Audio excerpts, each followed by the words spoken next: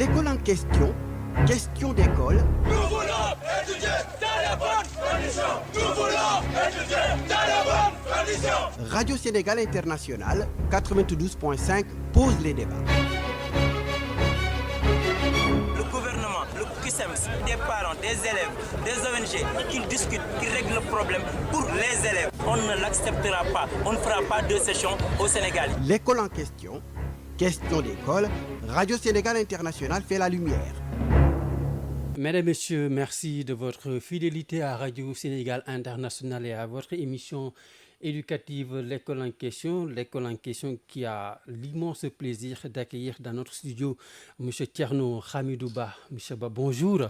Bonjour, M. Harouna Diouf. M. Ba, vous êtes scénariste, vous êtes écrivain, vous êtes également présentateur, auteur de 3 romans, La mystérieuse disparition du talibé, La patte du mal et La dame de la cave. Des romans parus tous aux éditions L'Harmattan Sénégal. Thierno Hamidou Ba, vous êtes économiste de profession, mais un passionné d'écriture. Parlez-nous de votre amour pour les livres. En effet, mais avant tout, permettez-moi, M. Diouf, de vous remercier pour cette invitation à cette émission École en question que nous, bien évidemment, auteurs ici du Sénégal, nous chérissons. En effet, je suis économiste de formation. J'ai fait mon parcours académique en France, mais j'ai commencé mes études en Guinée. Et actuellement, je suis installé ici au Sénégal où j'occupe le poste de responsable marketing dans une entreprise familiale. L'écriture, oui, une grande passion, une grande histoire qui a débuté dès l'enfance, si je puis m'exprimer ainsi. Bien évidemment, avec la poésie, quelques vers, puis avec le temps, devenir ce qu'il est aujourd'hui. Maintenant, cette écriture-là, une passion ou une nécessité pour vous? Je dirais les deux. Pourquoi les deux? Parce que vous savez, dans nos communautés, notamment Halpulaar, nous sommes éduqués, nous les hommes, de telle sorte à ce que nous n'exprimions pas nos sentiments, ce que nous avons à l'intérieur. Les hommes s'ouvrent très difficilement. Et j'ai vu en l'écriture une possibilité pour moi, un pont pour pouvoir échapper à cette culture-là, à cette éducation-là. Donc je dirais une nécessité qui bien évidemment est devenue une passion par la suite. On le rappelle, vous êtes directeur de marketing dans une entreprise de la place. Et comment parvenez-vous à allier activité professionnelle et écriture? Cette entreprise familiale, j'ai la chance qu'elle soit familiale. J'ai donc très peu de contraintes. Effectivement, je travaille de 9h à 17h et je suis quand même une personne assez rigoureuse, on va dire, dans le travail. C'est-à-dire que tous les jours, je consacre 4 heures de temps à la littérature. C'est-à-dire que mes heures de travail sont de 9h à 17h. Ensuite, de 17h à 21h, généralement, je les consacre soit à la lecture, soit à l'écriture. Apparemment, vous avez opté pour les romans. Même si vous l'avez tantôt dit, vous aviez l'habitude d'écrire des poèmes étant enfant. Mais expliquez-nous ce choix pour ce genre, les romans. J'aime les romans parce que c'est dans les romans qu'on peut ficeler des intrigues. C'est dans les romans qu'on peut aller plus en profondeur. Vous savez, j'aime raconter des histoires. Malheureusement, je n'ai pu trouver cela que dans les romans. Dans les romans, on peut, comme je dis, glisser des intrigues, mettre du suspense. Il n'y a pas de suspense dans les poèmes. Et puis, ça s'est imposé à moi naturellement. Comme j'adore aussi lire les romans, peut-être que c'est devenu naturellement, on va dire. Alors, École en question qui reçoit l'auteur Thierno Hamidou Ba. Je rappelle à nos auditeurs que La patte du mal est votre deuxième ouvrage. C'est mon choix, c'est mon coup de cœur. On va y revenir. D'abord, La patte du mal. Racontez-nous, M. Hamidou Ba, cette histoire. Alors, La patte du mal est née d'une conversation entre moi et une amie qui s'appelle Oumou Diallo, qui était en déplacement ici au Sénégal. Et c'est une passionnée de mysticisme, tout comme moi. Dès que je discute avec Oumou, nos conversations tournent autour de ce qui est un peu occulte. Alors elle m'a raconté cette histoire de cette fameuse dame à Conakry qui s'est fait interpeller par la police parce qu'elle avait justement tué pas mal de personnes en les donnant des concoctions parce que ces femmes venaient à elle pour tomber enceinte. Et j'étais assez touché par cette histoire et j'ai décidé d'écrire une histoire qui allait raconter l'histoire de cette dame. Et bien évidemment, avec l'écriture, on sait par où on commence. Et après, avec l'imagination et tout ce qui s'ensuit, finalement, on ne sait plus. Ça vient comme voilà, quelque chose qu'on ne contrôle pas et puis l'histoire se dessine d'elle-même. Et cette histoire, l'histoire de Safietou, issue d'une famille modeste, et Souleymane, un jeune intellectuel très ambitieux, issu d'une famille aisée, les deux tourtereaux qui finissent par se marier malgré certaines réticences de part et d'autre. Est-ce qu'on peut parler là, dans ce cas, du triomphe de l'amour?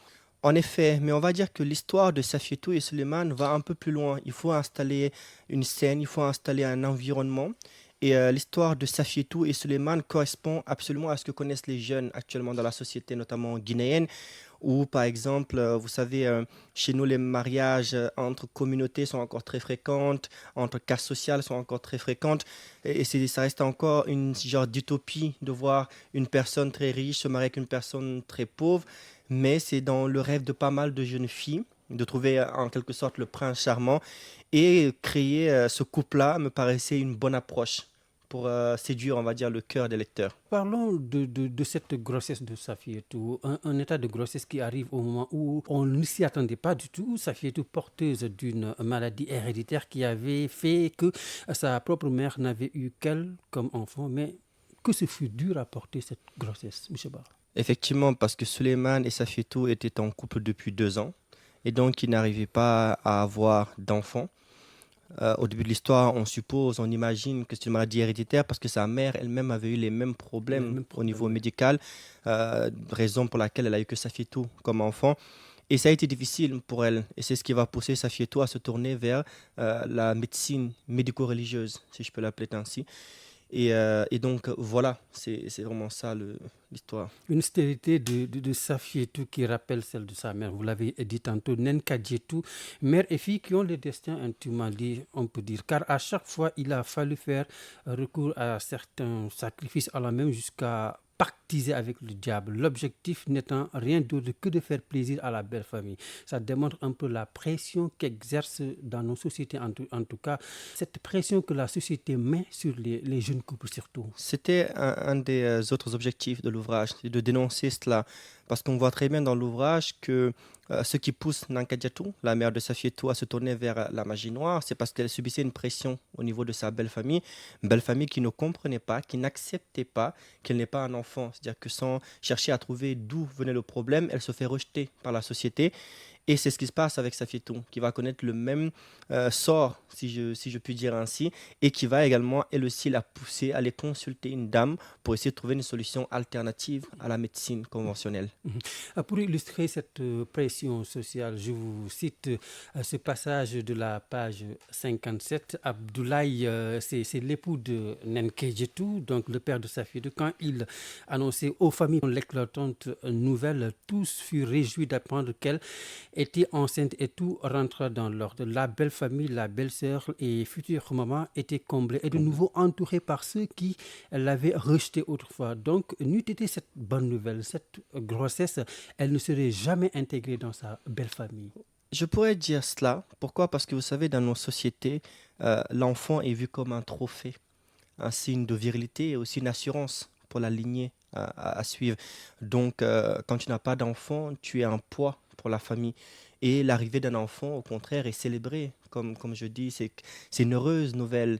Et donc, le fait que Nankadjetou tombe enceinte et puisse leur offrir l'accomplissement de ce souhait-là, et bien évidemment, ils l'ont encore accueilli au sein de la famille. Il n'y a pas que Nenkadjetou et Safietou, et même Abdoulaye s'en était rendu compte, expliquant que ce choix de son épouse n'était en fait motivé que par l'amour et cette peur de le perdre. Pardon. C'est ça, c'est quand Nankadjetou dit à son mari qu'elle a fait appel à un génie pour tomber enceinte. Et là, Abdoulaye, il est compatissant. C'est quelqu'un de logique, surtout dans l'ouvrage.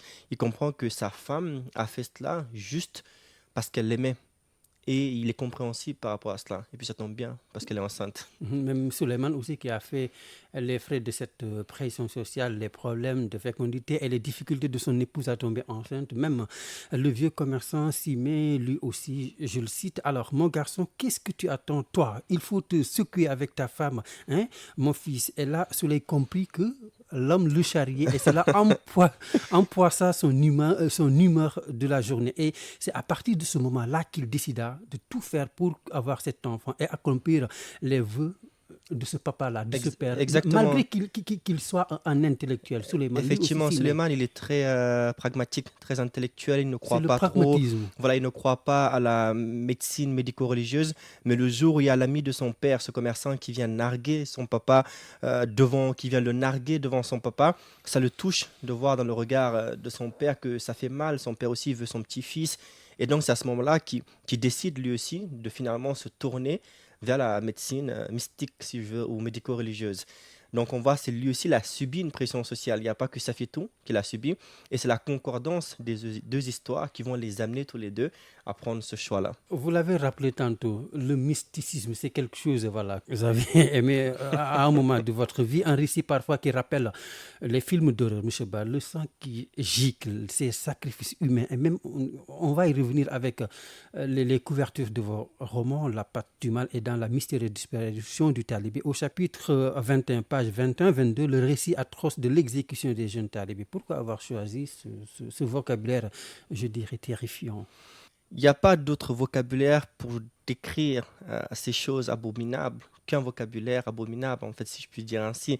C'est que je parle de choses qui sont assez dures, je parle de sacrifices, je parle de magie noire, donc forcément on aura un lexique qui est plutôt effrayant pour rentrer dans le cadre de ce qui est raconté dans les livres.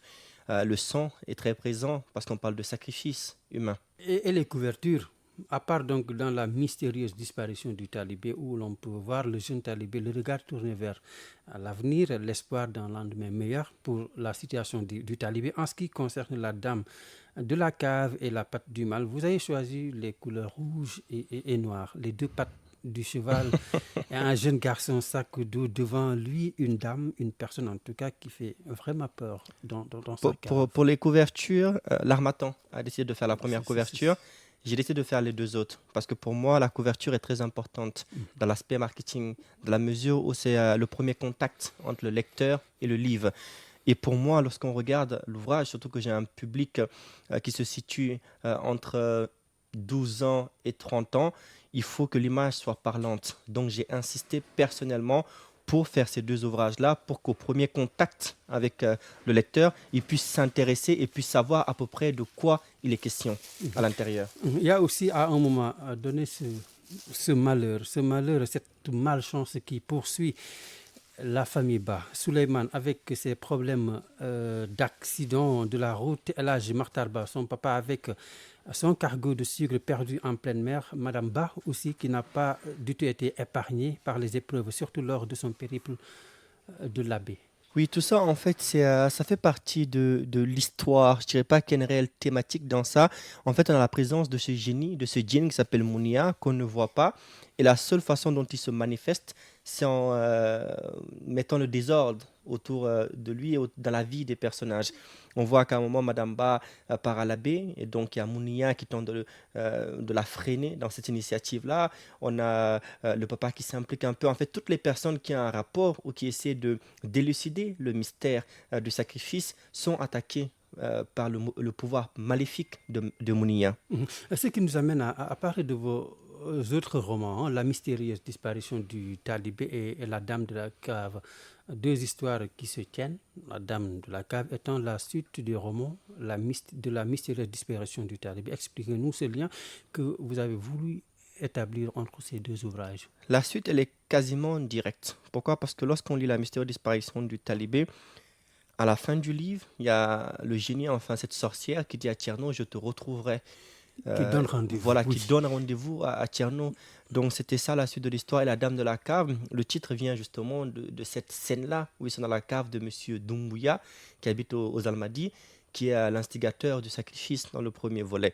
Donc c'est un lien qui est direct. L'histoire reprend peut-être 6 ans plus tard, mais j'avais besoin d'installer un scénario qui était à peu près commun, parce que je voulais poursuivre avec Tierno dans ses enquêtes, dans cette idée de mal qui se propage.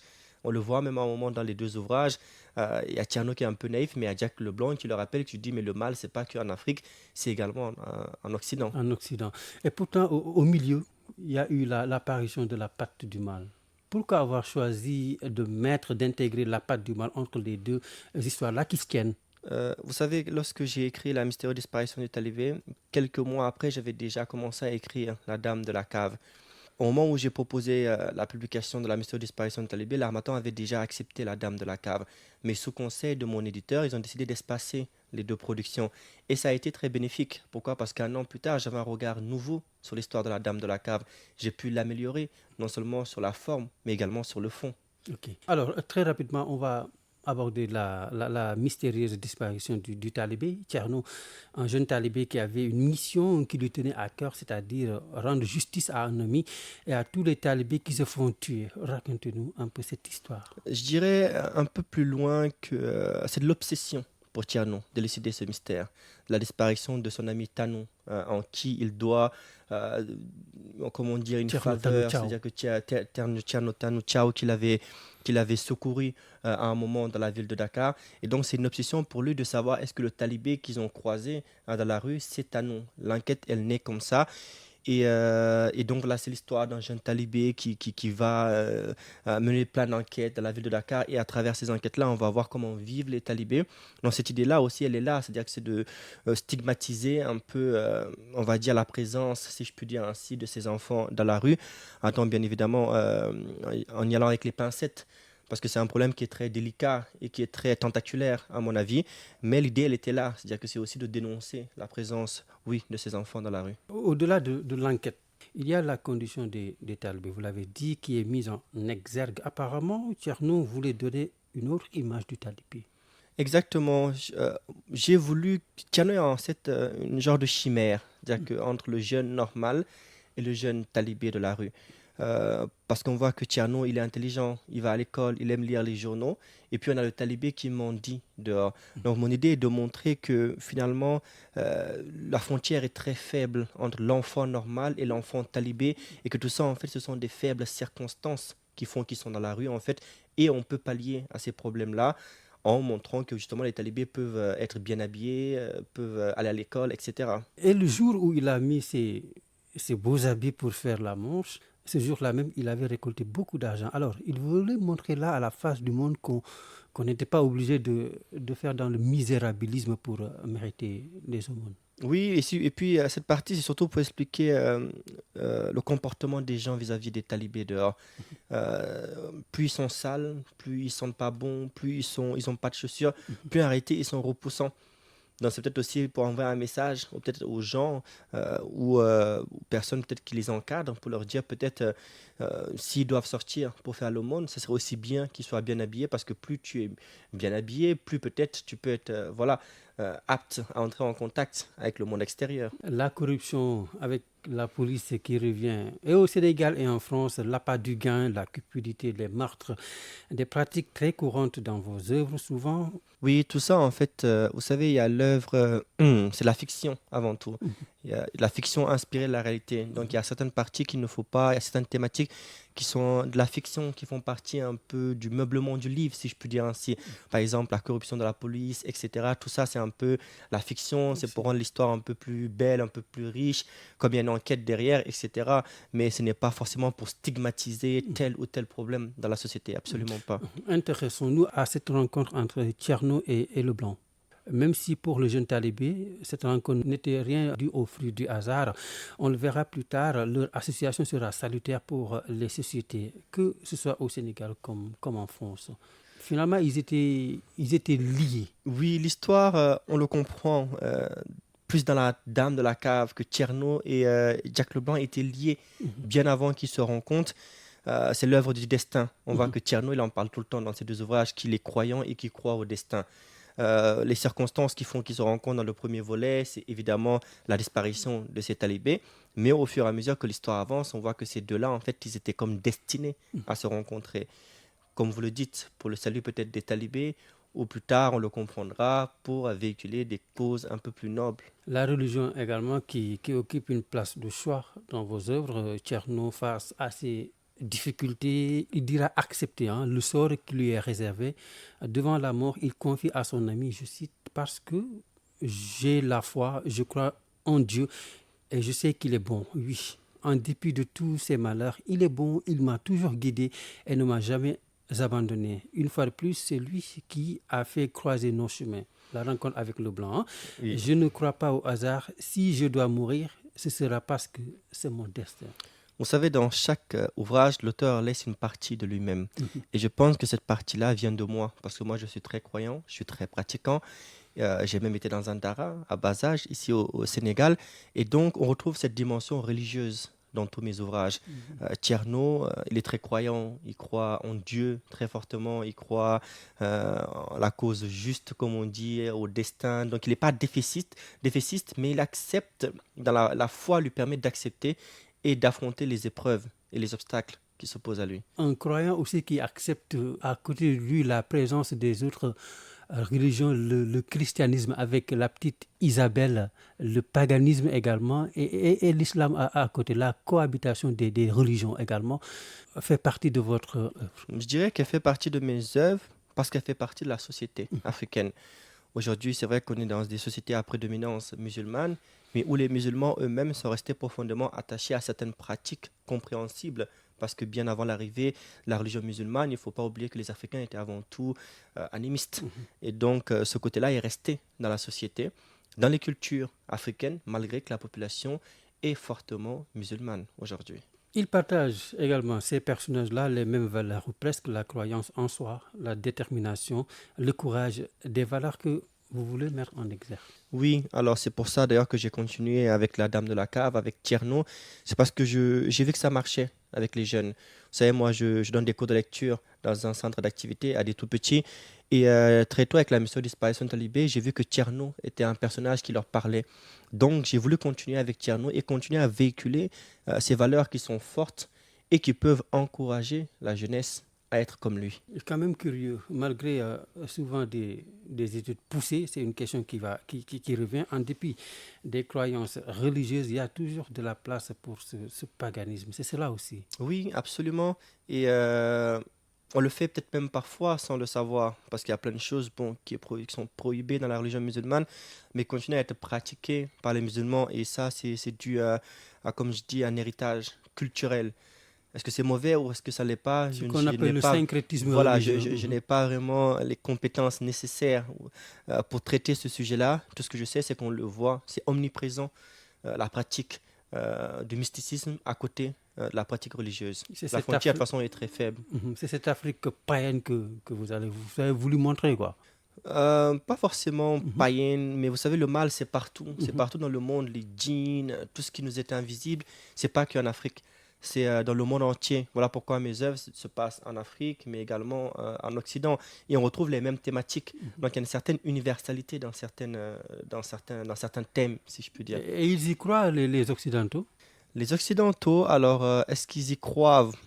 Oui, mais sous une autre forme, avec les esprits, etc., les fantômes, beaucoup moins peut-être poussés que nous. Oui, et beaucoup moins pratiqué, si je puis dire. Oui. Le djinn avec le zou dans la mystérieuse disparition du talibé, avec cette promesse de ne rien lâcher, promesse tenue, puisque cet individu maléfique poursuivra Tierno jusqu'en France, cette fois-ci dans la Dame de la Cave, sous la peau d'Isabelle. Oui, on voit que cette djinn a suivi Tierno en France, qu'il lui fallait une enveloppe corporelle, bien évidemment qu'elle a habité Isabelle, une belle blonde, et puis l'histoire commence là-bas avec toujours cette œuvre maléfique, cette histoire de sacrifice des enfants dans le but de devenir riche. C'est un peu, on va dire, le même scénario, mais avec une nouvelle enquête et un autre environnement. Alors, très affecté, après une dure épreuve, Tierno, à la page 111, dans La Dame de la Cave, se laisse aller dans son imagination. Je pensais avoir dit au revoir à toutes ces choses surnaturelles en quittant l'Afrique, mais non, ce que je vivais en France était pire.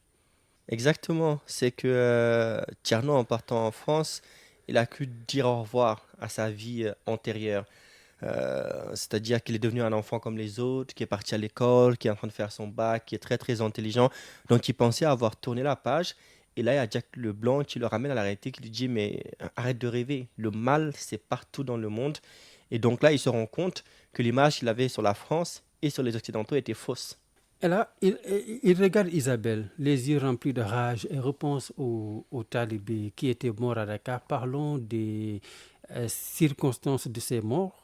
Et en tout cas, preuve que les deux histoires se tiennent dans la mystérieuse disparition du talibé et dans la Dame de la Cave. On le voit, ce sont des exécutions qui se ressemblent à tout point de vue. Et Thierno, après avoir écouté le récit de Madame Verdecomte, replonge dans les souvenirs. Des souvenirs qu'elle évoquait étaient accablants et surtout similaires à l'histoire que j'avais vécue au Sénégal. Exactement, on va dire le scénario est presque identique, hein, parce que vous savez, avec M. Doumbouya, pardon, il sacrifiait les enfants avec un certain ordre bien spécifique, l'œuvre du diable, hein, pour devenir riche. Et en France, on a le même scénario avec M. Les Verdecomte, mêmes objectifs. voilà, qui est influencé par le même personnage maléfique qui dit de faire un certain nombre de sacrifices pour devenir riche.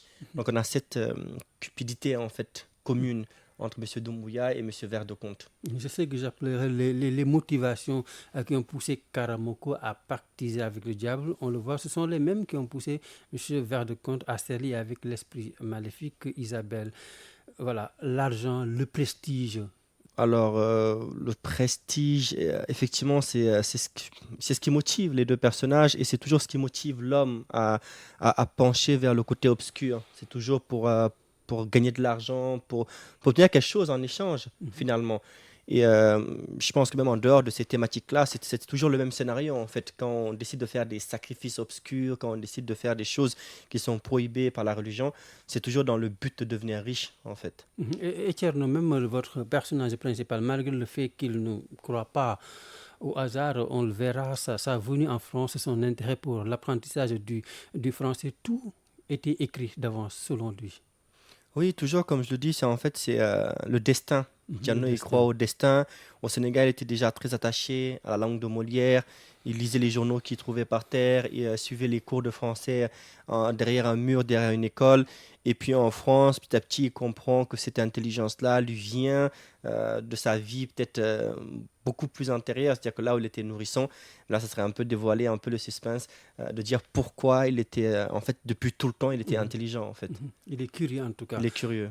Seulement, on apprendra à la fin de la Dame de la Cave, au détour d'une discussion entre la grand-mère de Maïna et Thierno. Au finish, le héros le reconnaît. Elle n'avait pas tort. J'avais toujours trouvé étrange cette faculté d'apprendre rapidement les choses. Alors là, tout s'explique, tout se tient, M. Ba. Oui, voilà, absolument. C'est que Thierno, il découvre que finalement, quelque chose de spécial lui était arrivé, qu'elle était nourrisson et que finalement, toute sa vie était influencée par cette présence qui l'habitait et qui justifie pourquoi il était intelligent, pourquoi il était curieux et pourquoi aussi cette œuvre maléfique a été attirée très tôt par lui. Parlons de la place du rêve dans vos œuvres. Le rêve présent dans tous vos ouvrages, hein, des rêves qui ne sont pas souvent anodins, parce que tout finalement passe par ces songes. Effectivement, les rêves sont très présents parce que les rêves représentent un peu le mystère. C'est à la fois incompréhensible par la science que c'est très peu expliqué par la religion. On ne sait pas d'où ça vient les rêves, mais on sait que ça représente quelque chose. Parfois, ça nous envoie des messages, parfois c'est juste la traduction des choses qu'on a vécues. Et puis moi, j'aime cela parce qu'à travers les rêves, on peut façonner, créer tout un univers. Et leur interprétation aussi. Effectivement, l'interprétation est aussi très importante. On voit les cauchemars que fait Safiétou très tôt. Et donc, lorsqu'elle commence à interpréter ça, elle comprend que ça vient du sacrifice que sa mère a fait. On comprend avec Thierno dans La Dame de la Cave, quand il recommence à faire des cauchemars. Donc, on va dire, c'est comme si le mal passait toujours par... ou lorsqu'il nous arrivait quelque chose, on a toujours les rêves il y a un sixième sens qui nous fait savoir qu'il y a quelque chose, en fait, qui arrive, qui se prépare, qui nous entoure. Maintenant, vos récits traversent principalement 3 pays, la Guinée, le Sénégal et la France. Ceci retrace-t-il votre parcours, M. Ba? Exactement, c'est 3 pays qui comptent beaucoup pour moi. Le Sénégal, c'est mon pays de cœur, si je puis dire ainsi. Je suis installé ici, mes parents sont venus ici très très très très tôt. La Guinée, je suis guinéen, je suis né là-bas et la France m'a offert tout ce que je sais sur le plan académique. J'ai fait plus de 12 ans là-bas, tout mon cursus scolaire. Donc il était important pour moi de faire 3 œuvres qui se passent dans ces 3 pays-là. La mystérieuse disparition du talibé, ça se passe ici au Sénégal. La Dame de la Cave, c'est en France. Et la Patte du Mal, c'est en Guinée. Entre la mystérieuse disparition du talibé, la Patte du Mal et La Dame de la Cave, est-ce que vous avez une préférence finalement? Laquelle et pourquoi? Expliquez-nous. Je pense que c'est une question difficile. C'est comme demander à quelqu'un de choisir entre sa main gauche et sa main droite, ou demander à une mère de choisir quel est son enfant préféré. Ces trois ouvrages-là font partie de moi. J'y ai laissé beaucoup de choses personnelles à l'intérieur. Après au lecteur de découvrir qu'est-ce qui vient de moi, quelle est la part de moi et la part de l'autre.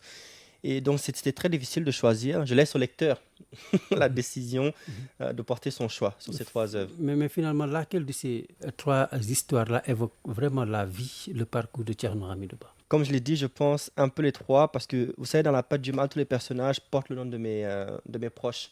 Laj Maktar, c'est le nom de mon père. Binta, c'est le nom de ma maman. Safetou, c'est le nom de ma sœur. Bobo, c'est le nom de ma tante. Gando, c'est le nom de mon cousin, etc. Dans la Dame de la Cave, l'histoire se passe là où j'ai grandi à Paris, à Bussy-Saint-Georges. Dans la maison où j'étais, dans l'école où j'ai étudié. La mystérieuse disparition du talibé, on voit que j'ai fait un dara. On voit que je suis très proche de la religion. Le personnage s'appelle Thierno, tout comme moi. Il est Peul comme moi. Il est originaire de la Guinée comme moi. Donc on voit bien que dans toutes ces trois œuvres, il y a des parties de Thierno Hamidou Ba. École en question qui reçoit Hamidou Ba, auteur des ouvrages La Patte du Mal, La Dame de la Cave et la mystérieuse disparition du talibé. Monsieur Ba, on va revenir sur votre littérature. Est-elle une littérature de combat? Comment définirez-vous votre littérature? De conscientisation, peut-être. Peut-être pas forcément de combat, je trouve l'expression un peu trop forte, mais j'essaie d'apporter un éveil de conscience, on va dire au niveau de la jeunesse. Toutes les thématiques que je traite sont des thématiques actuelles et des thématiques qui concernent très souvent la jeunesse ou même la société actuellement. On voit dans La Patte du Mal, ça concerne l'infertilité. On en parle beaucoup en ce moment. On voit dans la mystérieuse disparition du talibé, je parle des talibés, la mendicité des enfants. Donc c'est un sujet d'actualité. C'est que je traite que des sujets d'actualité. Et pour les deux ouvrages, j'ai été inspiré par des histoires vraies. La mystérieuse disparition du talibé est née quasiment d'une coupure de presse, si je peux dire ainsi. C'est dans la presse que j'avais lu qu'il y avait des enfants qui disparaissent et ça m'a inspiré pour écrire cet ouvrage. Pour La Patte du Mal, c'est cette dame qui s'est fait arrêter par la police en 2017 qui m'a inspiré. Donc on voit toujours que je me rattache à des choses existentielles quand même. Est-ce que vous avez des références dans le milieu de l'écriture? Alors moi, il y a une œuvre qui m'a marqué et tous ceux qui lisent mes livres, notamment La Dame de la Cave, me disent que ça y ressemble un peu. Moi, j'ai été fortement marqué par Agatha Christie quand j'étais au collège. Et L'île des 10 petits nègres est restée dans ma mémoire. Pourtant, je l'ai lu en quatrième. Peut-être je l'ai relu après. Mais c'est une des œuvres qui m'a le plus marqué. Et j'adore ce suspense. Et on voit qu'on retrouve même quasiment un peu, pas le même scénario, mais dans cette maison où il y a des choses qui se passent, etc. On voit une certaine similarité. Je sais que ça vient de cette influence-là. Et je pense que cette dame m'a donné beaucoup de choses à travers cet ouvrage. Et côté auteur africain, est-ce que vous avez, à un moment donné, été influencé par ces auteurs-là, africains? Alors moi, la littérature africaine, comme j'ai étudié en France, je l'ai très peu connue. Aujourd'hui, que je suis de retour ici et que je m'investis beaucoup dans l'écriture et dans la littérature de façon large, je me consacre aux auteurs contemporains et non aux auteurs classiques. J'ai lu une trentaine, voire une quarantaine d'ouvrages entre août dernier et décembre, et c'était quasiment tous des auteurs contemporains qui ont publié entre 2017 et 2019 du moins, fin 2019. Et je trouve que ces auteurs-là ont beaucoup de choses à nous apprendre. Je parlerai par exemple du docteur Abdul Khan qui a écrit La vie sur un fil, qui est un excellent ouvrage. Je parlerai de monsieur Babou Diatta, de madame Lobendiaï, des personnes qui écrivent des choses vraiment extraordinaires et qui méritent d'être lues. Il y a aussi des auteurs très jeunes, je peux citer Ndé Fatou Ndiaye, voilà, Awa Marie Fall. Awa Marie Fall, elle est très jeune, elle écrit vraiment d'excellentes choses. Et je trouve que voilà, ce sont des personnes que j'adore lire et qui m'apprennent beaucoup. Je ne dis pas que les auteurs classiques ne méritent pas d'être lus, absolument pas, mais je dis qu'aujourd'hui, on a quand même des auteurs de nos jours qui font également de bonnes choses et qui méritent qu'on se consacre à eux. Et justement, parlons de cette littérature africaine. Comment elle se comporte, à votre avis? Je pense qu'elle pourrait mieux, peut-être. Alors, pourquoi? Parce qu'on n'a pas beaucoup de lecteurs à l'étranger. Je dirais d'une part parce que les auteurs africains manquent de promotion à l'étranger, d'autre part parce que peut-être les thématiques que l'on aborde sont trop africaines, ou du moins le style est très africain. Maintenant, à nous aussi de savoir internationaliser nos œuvres, faire en sorte qu'il y ait que les scènes se déroulent dans plusieurs pays, comme j'essaie de le faire avec La Dame de la Cave. L'histoire se passe en France. Et j'ai bien vu, par exemple, quand je l'ai écrit, que mes amis de Paris ont été beaucoup plus intéressés par La Dame de la Cave que par mes autres ouvrages. Et ça, c'est pas anormal, en fait. C'est que les gens, ils ont besoin de repères. Et quand tu leur parles de choses dont ils ne connaissent absolument rien, il y en a qui sont curieux, mais il y en a qui ne le sont pas aussi. Parlons maintenant de la promotion de vos œuvres au-delà de Thierno Hamidou Ba, les autres écrivains africains. Vous l'avez tantôt brossé, vous avez un problème un peu de publicité. Comment faire pour remédier à cela? Moi, j'anime une émission, tout comme vous, une émission littéraire qui s'appelle Dans l'œil 2, où je reçois des auteurs de l'Harmattan, des auteurs d'ailleurs, et j'essaie de faire leur promotion sur la toile. Moi, je suis très actif pour mes œuvres. Et j'en ai vu très sincèrement le résultat. J'organise des cafés littéraires très souvent, j'organise des soirées de lecture, je me déplace dans des points, des foires, etc. quand il y en a pour essayer de promouvoir mes livres. Et j'incite certains auteurs à faire de même. Après, je comprends aussi qu'il y a des auteurs qui n'ont pas ce temps-là, qui ont des obligations professionnelles, qui sont très occupés, d'autres sont à la retraite. Donc, on n'a pas les mêmes facilités et accès aux mêmes outils. Et dans ce cas-là, je pense que les maisons d'édition qui malheureusement s'impliquent encore pas assez suffisamment dans la promotion de leurs auteurs, devraient faire un peu plus d'efforts. Le gouvernement devrait peut-être accompagner aussi les maisons d'édition. En fait, je pense que la question est trop complexe pour moi pour essayer vraiment d'apporter des solutions efficaces. Mais tout ce que je sais, c'est que tout le monde doit s'impliquer. Les médias doivent s'impliquer, les journalistes doivent s'impliquer, les télévisions nationales doivent s'impliquer, le ministère de la Culture doit s'impliquer, les maisons d'édition doivent s'impliquer, les auteurs doivent s'impliquer. Ça doit être un travail de synergie qui doit être mené pour qu'on puisse exporter notre littérature africaine à l'étranger. Parlons de l'implication des auteurs. Est-ce que vous avez je sais pas, des forats, des associations pour parler de vos problèmes, pour évoquer vos perspectives? On échange beaucoup entre auteurs. Vous savez, rien que dans le groupe de l'Harmattan, on est plus de 500 à échanger sur la littérature. Il y a le Cénacle qui est là, notre groupe d'écrivains. Il y a pas mal de mouvements sur la toile, sur Facebook, des auteurs qui se réunissent.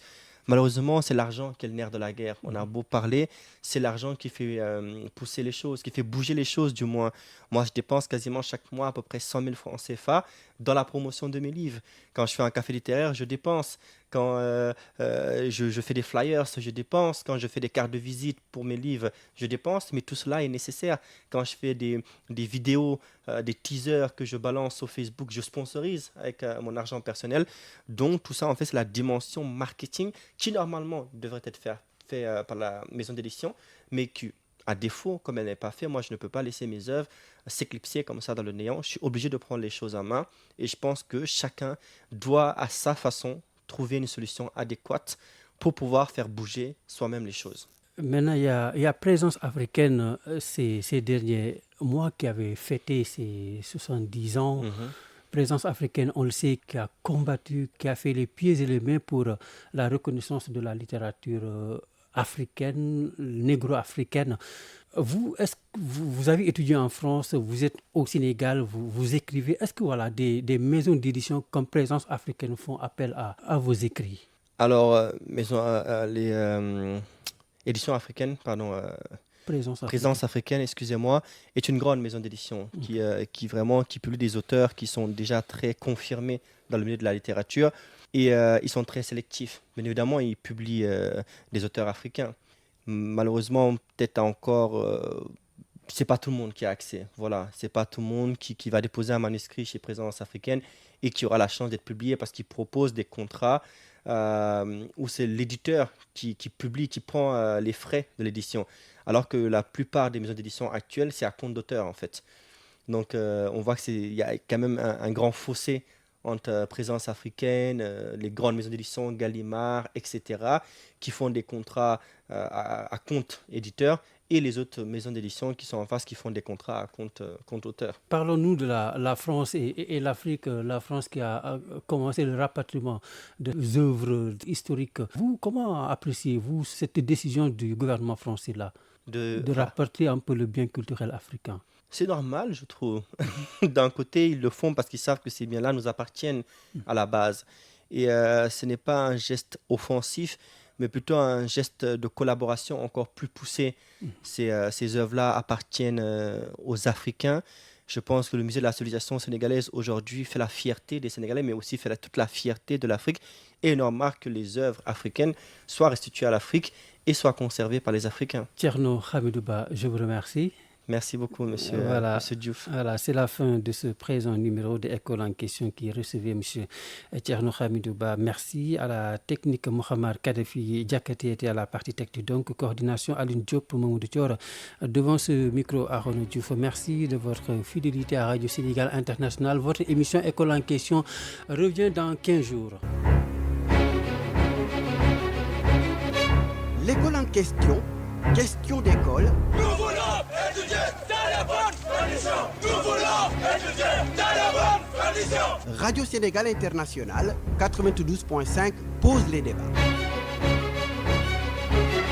Le gouvernement, le QSEMS, des parents, des élèves, des ONG qui discutent, qui règlent le problème pour les élèves. On ne l'acceptera pas. On ne fera pas de session au Sénégal. L'école en question, question d'école, Radio Sénégal International fait la lumière.